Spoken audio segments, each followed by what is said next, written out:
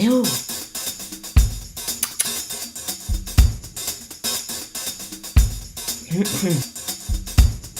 Voilà.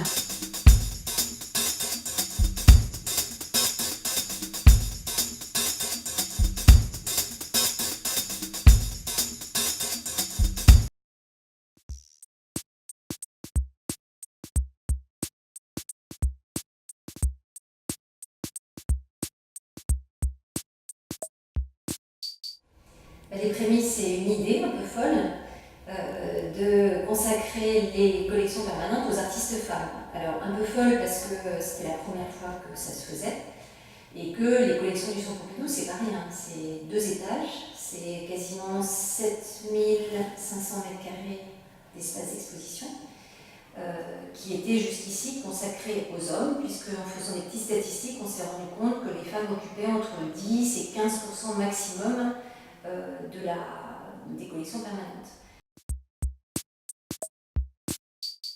Oui, absolument, mais c'est grâce à cette réputation machiste qu'elle a eu lieu, c'est-à-dire qu'il y avait un mauvais terrain médiatique, qu'il y avait une conscience qui commençait à être prise dans l'équipe du musée, au niveau du directeur du musée et du président, qu'il y avait un problème, qu'il fallait résoudre ce problème. Et moi, je suis arrivée avec mon idée complètement folle. Et je pense qu'une partie des raisons pour lesquelles cette idée folle a été acceptée, c'est parce que le Centre Pompidou était critiqué. Et c'est cette capacité française à faire la révolution, à faire une autocritique, dans un contexte négatif.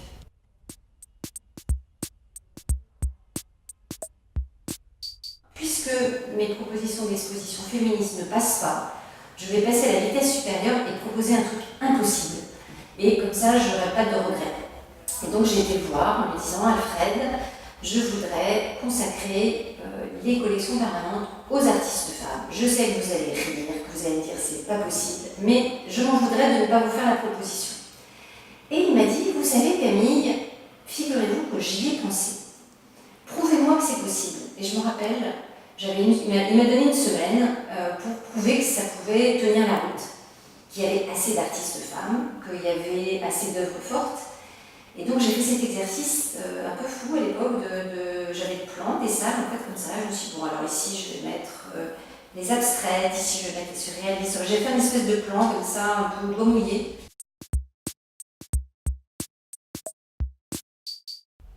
Il y avait, je pense aussi, une inquiétude sur la question du féminisme, voilà, une espèce d'impression que j'avais montré que de l'art féministe, ce n'était pas du tout le cas parce qu'il y avait très peu d'art féministe dans les collections, et quelques œuvres féministes, c'est moi qui les avais fait acheter justement, donc il y a une petite salle à montrer.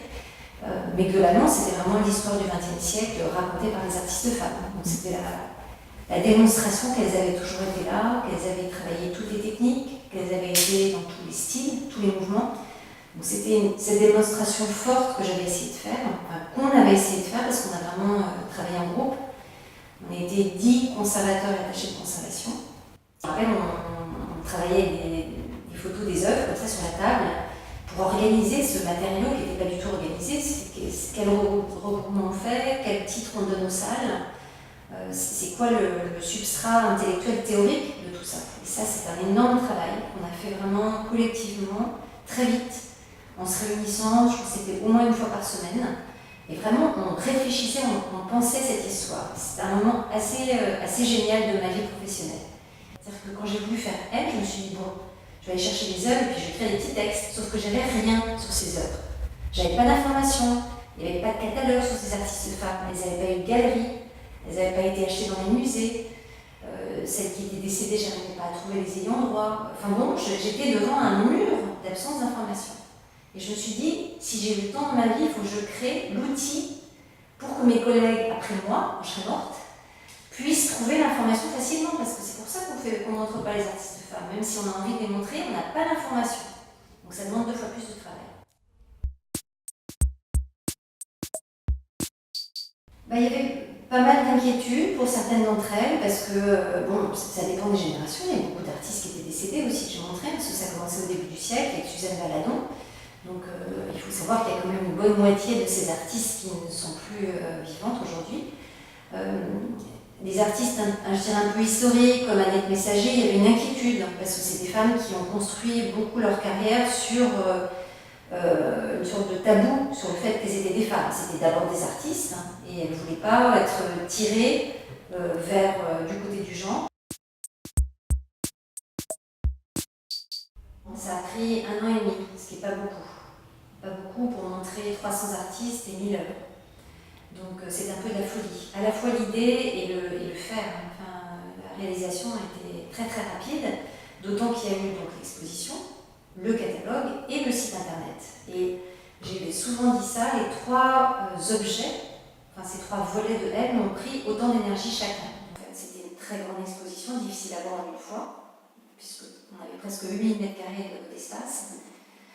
Et il y a eu 3 éditions, donc l'accrochage était vraiment renouvelé parce qu'il y avait beaucoup de photos, beaucoup de dessins, et pour des raisons de conservation, il fallait les renouveler. Et aussi parce qu'il y a eu beaucoup d'acquisitions et de dons faits à l'occasion de Elle. Et ça, c'est quelque chose dont je suis moi très fière. C'est que j'ai aussi un petit peu modifié les collections. On a modifié les collections à l'époque parce qu'une fois l'exposition ouverte, des artistes qui étaient un petit peu sceptiques, des galeries qui étaient un peu dubitatives, ont voulu participer. Donc on a eu des dons, on a eu des acquisitions, des prix négociés. Voilà, donc c'était aussi une dynamique positive qui a été créée.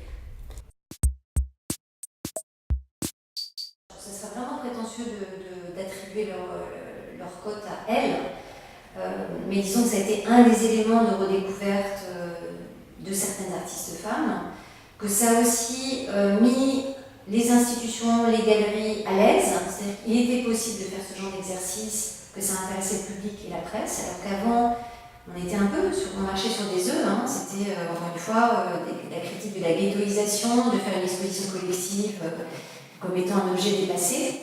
Donc que le Centre Pompidou fasse l'exercice et le fasse avec succès, ça a aussi permis beaucoup d'expositions collectives d'artistes femmes et donc beaucoup de redécouvertes. Donc ça a lancé un cercle vertueux.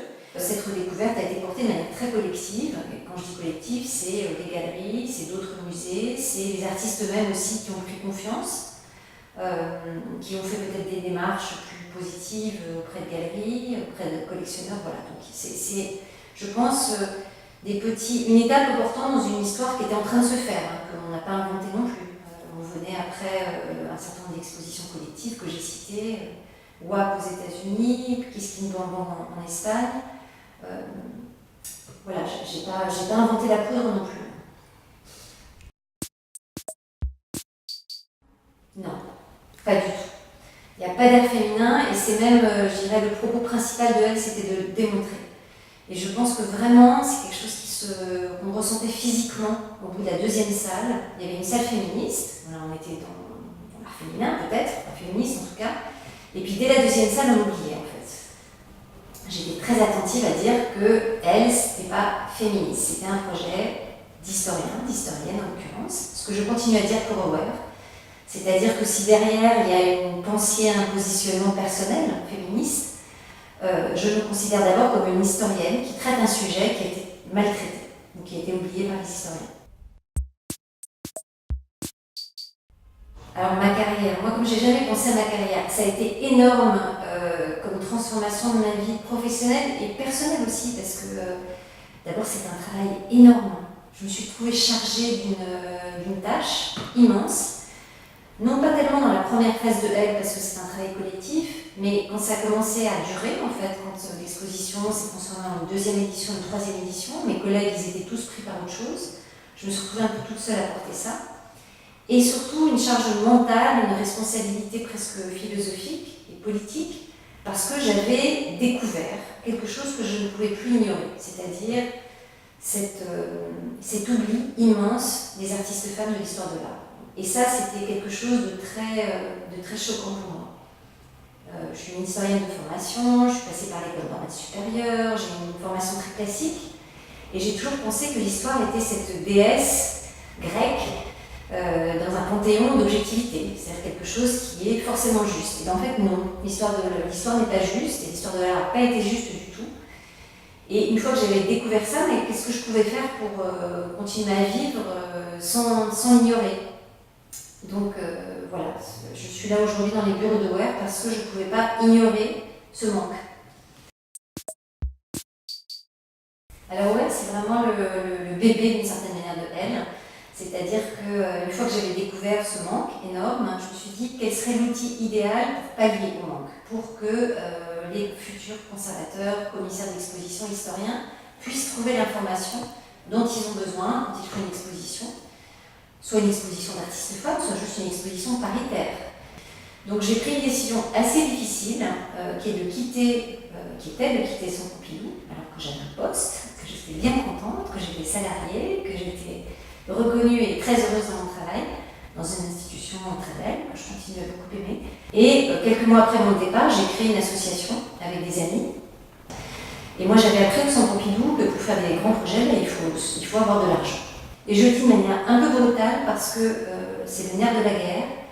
Et c'est ce qui fait aujourd'hui que WAR est un outil performant, un outil ambitieux, qui sera demain, j'espère, un vrai lieu de référence, un vrai site de référence.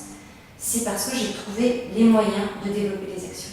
On a structuré peu à peu des mécènes qui permettent aujourd'hui de développer ces actions exactement telles que je les ai pensées, c'est-à-dire un centre de recherche, des aides aux étudiants, aux universitaires, des publications, à l'accueil d'étudiants et de chercheurs et une action très internationale. Donc mon rêve est en train de se réaliser.